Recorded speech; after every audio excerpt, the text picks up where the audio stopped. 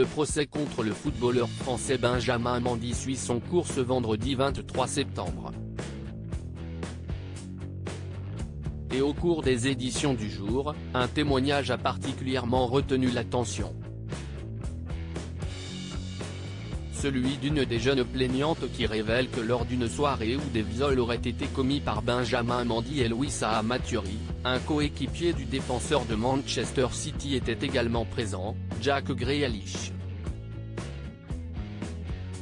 La jeune femme, âgée de 17 ans au moment des faits, rapporte en effet qu'après son agression par Benjamin Mendy, elle aurait rejoint une autre victime qui lui aurait confié avoir eu une relation sexuelle avec Jack Grealish, avant d'être violée par Louisa Maturi. Elle m'a dit qu'elle avait eu des relations sexuelles avec Jack. Je ne sais pas si c'était consenti ou non. Je ne sais pas ce que c'était. Mais elle en parlait, a déclaré la plaignante, citée par le Mirror. La plaignante aurait ensuite été violée à son tour par Louisa Maturi, dans une salle de cinéma puis dans un appartement de Manchester, au cours d'une soirée où elle aurait vu Grealish s'évanouir. Le nom de Jack Grealish déjà évoqué, ce n'est pas la première fois que le nom de Jack Grealish est cité dans cette affaire. Le 31 août dernier, une femme avait indiqué avoir croisé l'attaquant anglais, ainsi que son coéquipier Kyle Walker lors d'une fête chez Benjamin Mendy. Le joueur âgé de 27 ans ne fait pour le moment l'objet d'aucune accusation. Je n'étais pas en état de dire oui ou non durant cette journée de procès. La plaignante, qui a cité le nom de Jack Grealish, est également revenue en détail sur le viol présumé dont elle aurait été victime. Lors de son audition, elle a ainsi raconté avoir rencontré Benjamin Mendy pour la première fois le soir de cette fameuse soirée chez lui. Comme d'autres plaignantes, elle a évoqué un bureau avec une serrure sécurisée où il l'aurait emmené.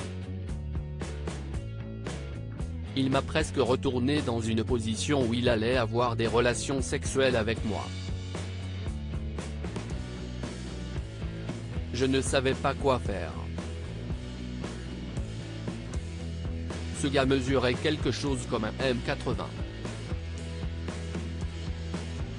J'étais dans une position où ma poitrine était baissée, mes jambes derrière moi et il l'a mis juste dedans, a-t-elle déclaré, rapporté par nos confrères de BFM TV.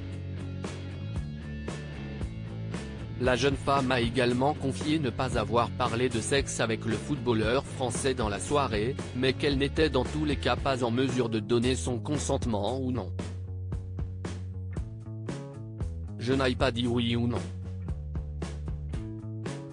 Je n'étais pas en état de dire oui ou non parce que j'avais bu toute la nuit, a-t-elle admis, avouant avoir pris aussi de la cocaïne.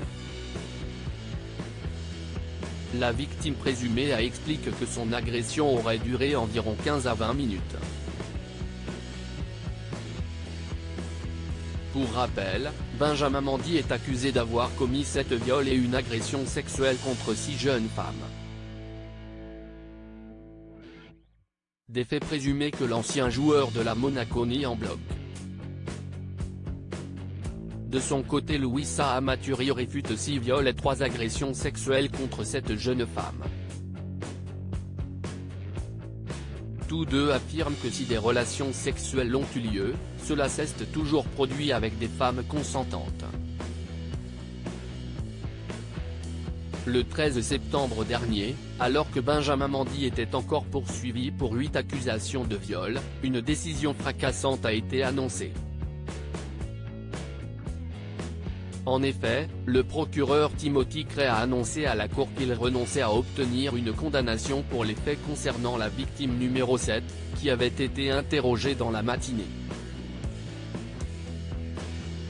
Le juge Stephen Everett a donc ordonné au jury de consigner le verdict de non coupable pour les chefs d'accusation concernés. Son co-accusé, Louisa Maturi, a également été déclaré non coupable de 2 viols et d'une agression sexuelle sur la même femme. À propos de l'auteur, des points ces derniers articles.